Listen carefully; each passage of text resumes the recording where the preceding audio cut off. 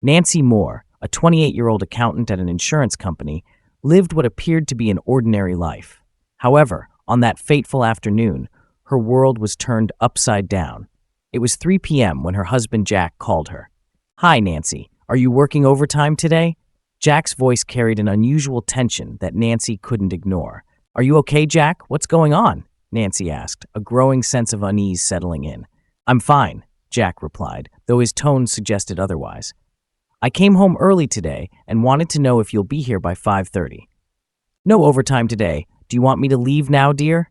Nancy offered, her concern deepening. "Don't worry. I'm just going to rest for now. See you later," Jack said before abruptly hanging up the phone.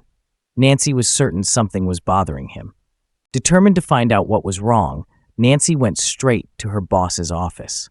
"Nancy, we need to review some files during overtime today," Alan Perkins, her boss, reminded her with a wide smile. But Nancy had other plans. "Alan, I'm here to ask for permission to leave early. Is that okay?" Alan frowned. "I'm fine, but is everything okay with you?" Nancy hesitated. "It's Jack. I think he's not feeling well. He just called me from home."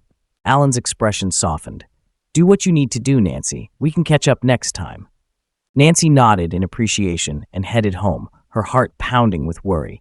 When Nancy walked into the house, she found Jack dozing on the couch. "I'm home, dear. Are you feeling okay?" she asked gently. Jack stirred and sat up, trying to reassure her. "Yes, of course. I'm just a little tired." Nancy sat beside him, her eyes searching his face for clues. "You came home early," she remarked. Jack looked at the clock and nodded. "I left work right after your call." "I know you, Jack Moore. Something is bothering you," Nancy pressed, unable to shake her sense of foreboding. Jack sighed heavily and turned to face her, his eyes filled with a mix of guilt and resolve. "The thing is, we need to talk." Nancy's heart sank. "Oh God," she thought. "Please, I don't want any bad news." She took a deep breath. "What do you want to talk about, Jack?" she asked, her voice trembling with fear. Jack hesitated, struggling to find the right words. "I don't know where to start." Nancy frowned, the tension between them thickening. "Agree that lately we have been drifting apart." Jack nodded slowly. "I'll be honest with you, Nancy. I have fallen out of love with you." The words hit Nancy like a ton of bricks. "What?" she gasped, her mind racing to process what he had just said. Jack continued, his voice firm but regretful. "Dear, we are a married couple, and we have many plans for our future. You know that in a couple of months I'll stop taking the pills. As we discussed, I want to have our first child by the beginning of next year. We'll buy our own house and—" "I know, Nancy," Jack interrupted, his tone sharp, "but I've met someone." Nancy's eyes widened in shock. "Someone?" she whispered, tears welling up in her eyes. "Yes, a young woman, and we're in love. I'm sorry, but there's no easy way to tell you this," Jack admitted, his gaze falling to the floor. Nancy's world crumbled around her as she struggled to comprehend what was happening. "But Jack, how could you do this to me? To us?" she cried, her voice breaking with emotion.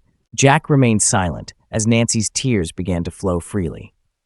"We've known each other for 5 years and have been married for 3. In the last 6 months, you've changed and started neglecting me." Nancy shook her head, trying to deny what she was hearing. "I never neglected you, Jack. I was always here for you. You started with your weekly overtime work, sometimes twice a week. But Jack, I was doing it for us. We need the money to buy a house." Jack's voice rose with frustration. "And then you began your weekly girls' nights out with your colleagues. After that, you went shopping every Saturday for a couple of hours a day. I work so hard, Jack. I need a little break for myself." Jack's voice turned accusatory. "Have you ever thought about me? Instead of meeting with your colleagues, we could have gone on a date once a week. On Saturdays, we could have gone shopping together." Nancy stared at the floor, the weight of her actions crashing down on her. "Please, Jack, I love you. We can work this out." Jack shook his head sadly. "Nancy, 3 months ago, when I talked to you about these problems, you were angry. You even raised your voice at me. Do you remember?" Tears filled Nancy's eyes as she realized the truth in his words. "I'm really sorry, Jack, if I hurt you. 3 months ago, I didn't see it that way. Now I know I was only thinking about myself. Please, Jack, give me one more chance. Let's work on our marriage." But Jack's face remained cold. 3 months ago, I was completely depressed. During my lunch break, this woman came over and sat next to me. She works in a different department. She noticed I was crying. She talked to me. A few days later, she asked what was wrong in my life. I told her everything. I needed to share my pain with someone, and she became a shoulder to cry on. Nancy's voice trembled as she asked the inevitable question. Is she the one? Yes, Nancy, she is the one, Jack confirmed, his voice unwavering. Nancy's heart shattered as Jack revealed the depth of his betrayal. And gradually, we felt an emotional attraction and eventually fell in love with each other. What's her name? What does she do? Nancy asked, tears streaming down her face. Her name and what she does aren't important. It's better if you don't know, Jack replied coldly. Nancy's tears continued to flow as she asked the painful question. Were you too close? Yes, Nancy, I'm very sorry, Jack admitted. How could you? Nancy cried out, her voice filled with anguish. Jack remained silent, his expression unreadable. Nancy, tell me, when was the last time we made love? Nancy struggled to remember. Well, it was a month ago, and it wasn't making love. It was just a quickie because you were so tired, Jack said, his voice laced with bitterness. For the past 6 months, you've always been tired. We've only had sex 3 times. But Jack, you should have asked. You should have done something, Nancy protested weakly. Jack's voice turned cold. Nancy, sex is a part of a couple's life. It happens naturally. There's nothing to ask about. So, you got from her what I wasn't giving you? Nancy asked, her voice trembling. Yes, and even more, Jack replied without hesitation. Nancy's heart ached as Jack continued. She does things you always refuse to do. She always pleases me. She likes to caress me, which I enjoy very much. Things you never did. But I never knew you liked that, Nancy tried to argue, her voice barely a whisper. Jack's voice was cruel as he continued. Also, she allowed me to enter through the back door. You always refused because you said you didn't like dirty sex. Ever since we've been together, I've tried several times to convince you to try it, but you always refused. So she's better than me in bed? Nancy sobbed. I would say I get more pleasure from her, Jack admitted bluntly. She always tries to find the sensitive spots on my body. Nancy's tears flowed uncontrollably as Jack's words cut deep. I'm sorry, Jack, if I couldn't be enough for you in bed. Jack's voice was cold and final. You'll be served tomorrow. I've filed for divorce due to irreconcilable differences. Today, I took 50% of our savings. We'll keep our respective cars. We both work, so there's no question of alimony. The lease on this house expires in a few months. I'll stay here. Tonight, I'll move into the guest room. You should call your parents and explain everything. I assume you'll move in with them. Nancy's voice trembled as she asked the question she dreaded the most. Will she move in here in the meantime? Jack's response was cold and detached. No, she won't. She doesn't want to touch your things, our furniture, or anything else that reminds her of you and our time together. In fact, we've already found an apartment in a new complex. We chose an apartment with a balcony overlooking the lake. The building will be ready in a couple of months, which is good for me since I'll need to move out of here around the same time. Nancy's heart ached with the knowledge that Jack had already moved on. That's exactly where I had planned to move and wanted to convince you to buy an apartment there, she thought, her voice breaking. But why don't you move in with her? Nancy asked, her voice filled with desperation. Jack's answer was dismissive. She has a roommate in her 2-bedroom apartment, and they initially decided not to bring any third parties. For this reason, we always had to book a room in a motel, and sometimes we did it in the backseat of my car, Jack admitted, his tone indifferent. Nancy's heart sank even further. She had never imagined that Jack, the man she thought she knew so well, could be capable of such betrayal. Jack, I love you and want to spend the rest of my life with you and grow old together, Nancy pleaded, her voice quivering with desperation. Is there any way we can work on our marriage? I'll overlook your 3-month affair with this girl. I'll never bring it up, I promise. I'll give you everything she gives you. I'll never refuse you anything. We can go to counseling. Jack looked at her with a mix of pity and resolve.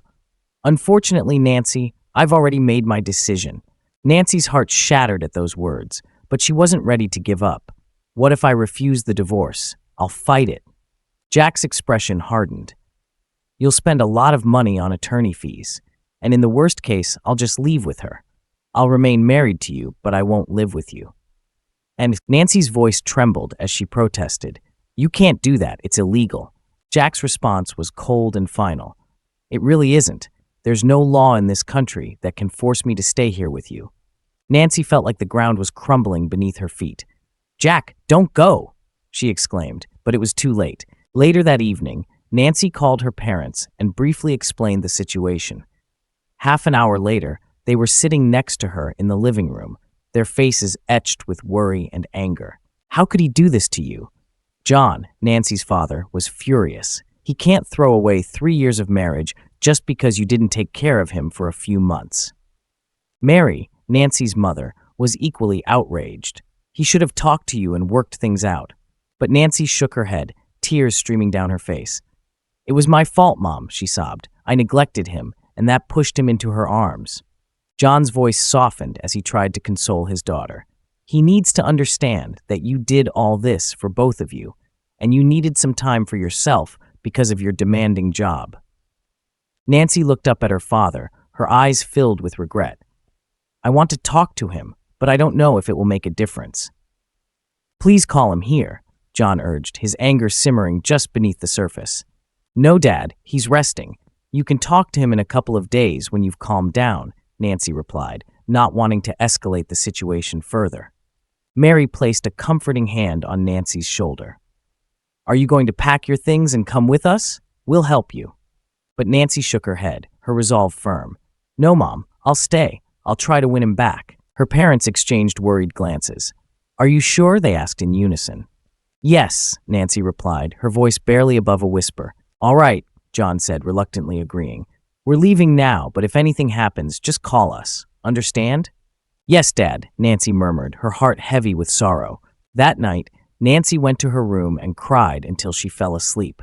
But in the middle of the night, she woke up with a start. Feeling restless, she went down to the kitchen, only to find an empty pizza box next to the trash can. He didn't wake me for dinner. He ordered food just for himself, Nancy thought, her heart sinking further. She drank a glass of water and went back to bed, but sleep eluded her as she replayed the day's events over and over in her mind. The next morning, as she left her room, she heard the garage door slam and Jack's car speed away. She got ready and drove to work, her mind clouded with worry. Before lunch, Alan Perkins, her boss, called Nancy into his office. You've been acting strange since this morning. It looks like you've been crying. Is everything all right at home? He asked, his concern genuine. Nancy hesitated, then finally confessed, Jack is divorcing me. Alan's eyes widened in shock. What? How? Is he? He found someone else. He's in love with her, Nancy said, her voice barely above a whisper. I'm really sorry, Alan said, his voice filled with sympathy. He said I neglected him, and it's true. Nancy lowered her head, ashamed of how things had turned out. Alan's voice was gentle as he asked, Do you need some time off? You can take as many days as you need. I'll let you know when I need them, Nancy replied, trying to hold back her tears. For now, I prefer to come to work, but I won't be staying late. I understand, Alan said, his concern evident. That evening, Nancy decided to make Jack's favorite dish, hoping it might rekindle something between them. When he came home, the kitchen was filled with the comforting aroma of his favorite meal. But instead of joining her, Jack went straight to his room without saying a word. Later, he came downstairs, washed up and changed clothes. I have a date tonight, he said to Nancy, his words cold and detached. Nancy's heart broke at his indifference. I made dinner for both of us, she said, her voice trembling. It's better if you don't cook for me, as we'll be eating separately from now on, Jack replied, his tone final. As you wish, Jack, Nancy whispered, tears welling up in her eyes. When should I expect you back? I don't know when I'll return, Jack said as he headed for the door. I love you, Jack, Nancy called after him, but he simply closed the door behind him, leaving her alone in the silence of their once happy home. The next day, when Nancy returned home, Jack was already there. She put away her purse and went to the kitchen to pour herself a glass of water. Just then, the doorbell rang. It's for you, Jack said without looking at Nancy. Nancy frowned and went to open the door, where she was met by a man in a suit. Are you Mrs. Nancy Moore? The man asked. Yes, I am, Nancy replied, her heart pounding in her chest. You've been served, the man said, handing her a manila envelope. Have a good evening, ma'am. Nancy nearly fainted as she took the envelope, her hands trembling. She had to lean against the wall for support. Please sign this and let's move on, Jack said, his voice emotionless. Nancy turned and looked Jack straight in the eyes. So, I neglected you for 6 months, and you forgot all the good times we had together. I told you I would change, and I will. I'll be a better wife and a better friend. Please, I'm begging you, Jack. I'm asking for just one more chance. Jack's response was cold and unyielding. It was a mistake. Can't you forgive me? Mistake, Nancy echoed, her voice filled with desperation. How can it be a mistake if you planned everything in advance? Jack's gaze was steely as he replied, It's not what you think. Nancy's voice trembled as she pleaded. Then tell me what I'm supposed to think. About how good we used to have it and how you ended it. And believe me, the time I'm spending with her now is much better than what we had. Jack's tone was final. Just sign the papers, all right? And with that, he turned and went to his room, leaving Nancy alone with her shattered dreams. Later that evening, Nancy sat down and with trembling hands opened the envelope. She looked through the documents, her heart breaking with each page, and finally signed them. The weight of what she had lost pressed down on her like a heavy stone. As she entered her room, she heard Jack talking on the phone, his door slightly ajar. Yes, baby, Jack said, his voice tender. She was served this afternoon. The countdown has started.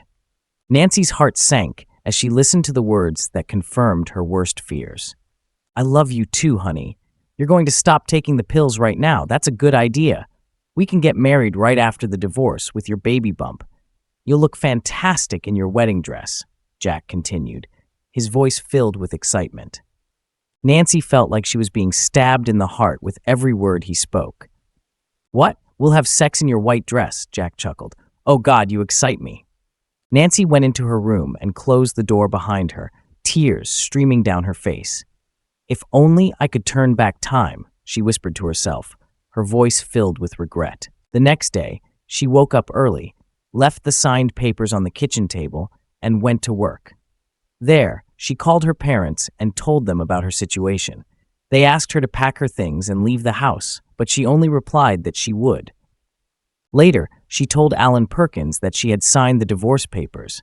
You must be having a tough time, Alan said, his voice filled with concern. You can't imagine how much. It feels like my whole world has collapsed, Nancy sobbed, her pain evident in every word. Alan's voice was kind as he offered, You shouldn't let yourself be humiliated. You're still young. Maybe life has other good things in store for you. But Nancy shook her head, the weight of her decision pressing down on her. Jack was my future, and I ruined everything. Alan's voice was gentle as he suggested, Would you like to go for a drink after work to relieve some of the pressure? But Nancy only shook her head, a bitter smile on her lips. It all started with drinks after work, remember? She said, turning and walking back to her workstation, leaving Alan to watch her retreating figure with a mix of sympathy and sadness. Days passed, and Jack came home late after having dinner at a restaurant. When he was home, he made himself sandwiches and did his own shopping. Nancy, determined to win him back, began acting more provocatively at home, walking around in shorts and a tank top without a bra. Sometimes she would come to the kitchen wrapped in a towel when Jack was there, playing the music and songs he liked the most. But despite her efforts, Jack remained distant, his heart seemingly set on his new life. One Friday, Nancy mustered up the courage to call Jack and invite him on a date that evening for dinner and dancing. To her surprise, he agreed. She was overjoyed, and even her colleagues noticed the change in her. She returned home early and got ready, polishing her nails and choosing the dress Jack liked the most, a turquoise pleated dress with short sleeves. She styled her hair and carefully applied makeup, determined to make the evening perfect. They had a nice dinner, talking about everything except their current situation. For a moment, Nancy felt like everything that had happened in the past 6 months was just a bad dream, and she had finally woken up, leaving it all behind. It felt as if they were still the madly in love couple they once were. After dinner, they took their drinks and sat near the dance floor. A man came over and invited Nancy to dance. She looked at Jack, who shrugged. She politely declined, and the man walked away. Will you dance with me? she asked Jack, her voice hopeful. Without saying a word, Jack stood up, took her hand, and led her to the dance floor. They danced for 5 songs in a row, moving in sync with the music, and for a brief moment, everything felt right again. As they were returning to their table, a slow song began to play. Without hesitation, Nancy pulled Jack back onto the dance floor, pressing herself against him and resting her head on his shoulder. She felt his breath on her neck, and for the first time in weeks, she felt a glimmer of hope. She pressed tightly against him and felt the bulge in his pants, a sign that he was still physically attracted to her. Holding Jack close, she slowly swayed her hips, rubbing against him. She didn't care if people were watching or what they might think. She was with her man and could do whatever she wanted. Nancy suddenly pressed forward against Jack's groin, and he moaned softly. She kissed his neck, her own arousal growing stronger. "Let's go home," Jack whispered in her ear. Nancy smiled, her heart racing with anticipation. On the way back, Jack focused on driving while Nancy sat and hummed the songs they had just danced to together. But when they arrived home, everything changed. After Jack parked the car in the garage, Nancy ran to her room, leaving the door open. She undressed and lay naked on the bed, waiting for her husband. But Jack walked down the hall, past Nancy's room without even glancing at her, and went to the guest room. Stunned, Nancy lay on the bed, trying to understand what had just happened. She jumped up and rushed to the guest room, opening the door without knocking. Jack was shirtless, sitting on the bed, his face expressionless. "What's wrong? Why aren't you coming to your wife? It's been weeks since you touched me, and I'm incredibly aroused. And I know you are too, as I felt your arousal on the dance floor," Nancy pleaded, her voice trembling with desperation. But Jack remained unmoved. "Nancy, we're getting a divorce. We can't be intimate." Nancy's voice quivered with frustration. "We're still married, and I'm still your wife. Please, darling, make love to me." She approached Jack and tried to hug him, but he avoided her, sitting back down on the bed. "Take what's yours, Jack. You can have every inch of my body. Do whatever you want with me. I'm all yours. I'll never refuse you anything."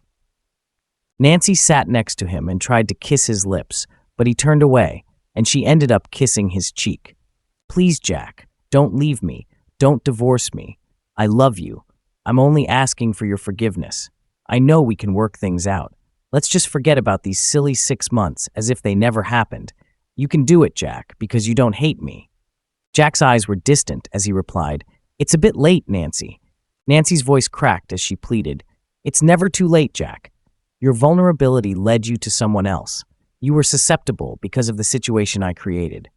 I was foolish and selfish. I understand my mistakes and promise they will never happen again. I'll be the best wife on this earth." Jack said nothing, his silence speaking volumes. Nancy knelt before him, tears streaming down her face as she took his hands in hers. "I'll be your servant, Jack. Your wish is my command. You can beat me every day, punish me for what I did to you, humiliate me, but Jack, be my husband until death do us part." Jack looked her straight in the eyes, his expression unreadable. "I can't," he said, his voice barely above a whisper. Nancy's heart shattered as she asked, "But why can't you?" Jack's voice was filled with regret as he replied, "Because I can't betray her." Nancy's anger flared at his words. Her, she screamed. "By the way, who is she? Can't you see that she's a homewrecker? That woman seduced you and preyed on your vulnerability. She knew you were married, and it didn't stop her from sleeping with you. How do you know she won't betray you?" Jack's response was firm and unwavering. "She won't do that. No matter what you tell me now, what you'll do, she'll always be more to me than that." Defeated, Nancy walked to the door and stopped, her voice heavy with exhaustion. "I'm tired, Jack. This divorce is eating me up inside. Tomorrow morning I'll call my parents to come and help me pack my things," she said, not facing him. "I'm truly sorry for my mistakes. Please forgive me for the pain I caused you. I wish I had been wiser. I wish you a happy life with your future wife." With that, she went to her room, her head down, tears streaming down her face. The next morning, Nancy's parents arrived early, their faces etched with concern. "Dark circles under your eyes, another sleepless night?" Mary asked, her voice filled with sympathy. Nancy didn't reply, her heart too heavy to respond. "You should have left this place the first time he dropped the bomb on you," John said to his daughter, his voice tinged with regret. "I know, Dad, but I wanted to win him back," Nancy replied, her voice barely above a whisper. Mary's voice was sharp as she snapped, "Just forget about him.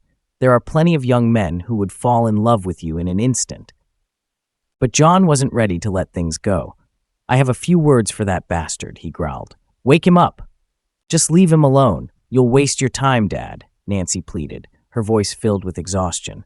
"Mom, please help me with the packing." John's anger flared as he saw Jack coming down the stairs. "You wanted to talk, huh?" he spat, his voice filled with contempt. "Yes, you jerk." John's face turned red with anger as he continued. "You're a real son of a bitch. I need to tell this piece of trash what I think of him." Turning to Jack, John let loose. "Because of your male ego, you can't accept that your wife also needs some personal time. She worked very hard, putting in overtime, and for what? To bring in extra money so you both could buy a house sooner, as planned. Maybe she overdid it a bit with her girls' nights out or Saturday shopping, but she needed to relax. She acknowledges her mistake and is asking for forgiveness. And what do? You cheat on her with the first tramp you meet and make her cry out of love for you." But Jack remained silent, staring John straight in the eyes. Nancy grabbed her father's hand and tried to pull him upstairs to her room. "The first day you brought him to our house, I knew he wasn't right for you, Nancy. You were so deeply in love that I kept quiet and prayed I was wrong." "Come on, John," Mary said, trying to calm him. "We have more important things to do." Mother and daughter took John by the arms and led him upstairs. Jack opened the door and saw John's van in the middle of the driveway. He decided to walk 2 blocks to the nearest cafe. 3 months later, the day before the hearing, Nancy took a few days off from work. Along with her parents, they went to spend some time at their summer cottage. She wanted to get away from the crowd, to escape the pain that had consumed her life. She knew the divorce would be granted by the judge and didn't want to attend the court.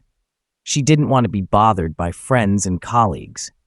She asked her parents to turn off their mobile phones. The next morning at 11 o'clock, there was a knock on the door. All 3 looked at each other, their hearts filled with dread. No one knew where they were. Mary opened the door to find Jack standing at the entrance. "I need to say something to Nancy, and it would be good if you were present," Jack said, his voice steady, addressing Nancy's parents. John's anger flared once more. "How dare you come here, you jerk! Get off my property right now," he shouted, his voice filled with rage. Nancy remained silent, unsure of what to do, her heart pounding in her chest. "I tried calling and even went to your house. I assume all your mobile phones are off," Jack said, addressing Mary and ignoring John's outburst. "I knew you would all be here." He was still standing in the doorway, his expression unreadable. Nancy finally found the courage to speak. "What do you want, Jack?" she asked, her voice trembling with anticipation.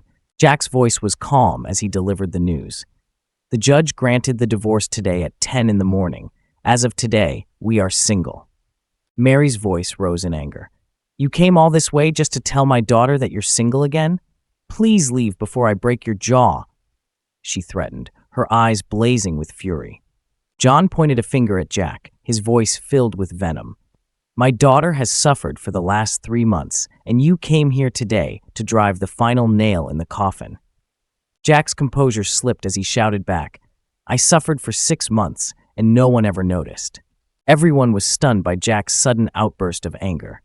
He pushed Mary aside and entered the room, his eyes blazing with intensity. "I never had a mistress," Jack snarled at Nancy.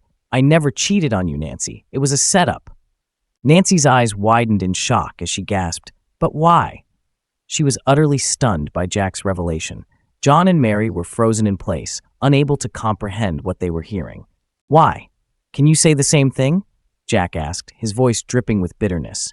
Nancy's voice trembled as she replied, "Say what?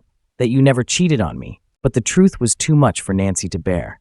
Suddenly feeling weak in the knees, she collapsed onto a chair, her hands trembling. Jack turned to his former father-in-law, his voice cold and accusatory. "For the past 6 months, this bitch has been sleeping with her boss, Alan Perkins." The room suddenly fell completely silent. John and Mary couldn't believe their ears. They looked at their daughter, their eyes filled with disbelief and horror. Nancy couldn't meet their gaze. She began to cry, her tears flowing freely as the truth was finally revealed. Jack's voice was filled with venom as he continued. All those overtimes, girls' nights out, or Saturday shopping sprees, it was all a lie. You were having sex with him in motels or in the backseat of his car. I had a private detective following you, and I have DVDs, many DVDs. John's voice cracked as he pleaded with his daughter. Please, dear, tell me this isn't true, that he's lying. But Nancy's voice was choked with tears as she cried out, I'm so sorry. Jack's anger was palpable as he spat out the words. I could have divorced you with all the evidence I had, but I wanted to do something to make you suffer, to make you feel what I felt, to know what it means to be deceived. I wanted you to hurt, to feel the pain, to bleed. Nancy's cries grew louder as Jack's words cut deep. Mary held her husband tightly, trying to comfort him as their world crumbled around them. Jack's voice was filled with cold detachment as he continued. You did with him what you always refused to do with me. You know what I'm talking about. You allowed him to humiliate me while he was inside you. You gave him what belonged to me. You disrespected me. You had no time for me, but you spent every free minute with him. You are the worst cheater I know. Nancy's sobs grew louder, her guilt overwhelming her. She could barely breathe under the weight of her own betrayal. Jack's voice was sharp as he demanded, Turn on your phone. There should be hundreds of calls from work and Alan. Nancy frowned as she took her cell phone and turned it on. Her heart sank as she saw the many missed calls and messages. Jack's voice was cold and mocking as he continued. Since we were still married yesterday, my lawyer filed a lawsuit against the insurance company and Alan Perkins. Alienation of affection is still a crime in our state. Nancy's voice was filled with panic as she exclaimed, Oh no! Jack's voice was filled with grim satisfaction as he added, According to my lawyer, we could get up to 7 figures. One good thing about your affair is that it will bring me some money. Nancy's hands trembled as she looked at her phone. The missed calls were from her workplace and Alan Perkins. She scrolled down to Alan's message, her heart sinking further as she read it. He was furious. Jack's voice was filled with cold amusement as he continued. By the way, yesterday I contacted Alan's wife and gave her a set of the DVDs. She said she'd send him packing and prevent him from seeing their 2 kids. She even offered to sleep with me in revenge and promised to do whatever I wanted. I'm meeting her tonight since I'm now single. Nancy's voice was filled with disbelief as she asked, He has a family. Why did you do this? Jack's response was chilling. I didn't do anything. You destroyed their home when you started sleeping with him. And you know what's funny? I plan to move in with Mrs. Perkins for a while, just to rub it in Alan's face because he'll still have to pay the mortgage while I sleep with his wife in his own bed. John's voice was filled with sorrow as he pleaded, It's best if you leave now, Jack. But Jack's voice was filled with cold resolve as he replied, I'm not finished yet. He turned to Nancy, his voice filled with finality. I'm sure the insurance company has already fired you. Alan, too. He had sex with you after hours at your workplace and arranged for your overtime. I don't think you'll find another job in the financial sector. Nancy couldn't look Jack in the eyes. She just shook her head, her heart heavy with regret and shame. Jack's voice was filled with cruel satisfaction as he added, By the way, last month I lost a bag with a set of your famous DVDs, and this morning I found out they were uploaded to the internet with your names, phone numbers, and addresses. Nancy's voice was filled with horror as she whispered, Oh my God! Jack's voice was filled with cold amusement as he concluded, Don't worry about being fired. I'm sure you'll get roles in adult films. With that, Nancy fainted, her body collapsing under the weight of her guilt and shame. Now I'm done, she whispered as darkness overtook her. Jack walked to the door, his voice filled with cold finality as he addressed John. This bastard wants nothing to do with any of you and never wants to see you again. That thing can rot in hell. With those words, Jack turned and left the room, leaving behind a trail of devastation and shattered lives.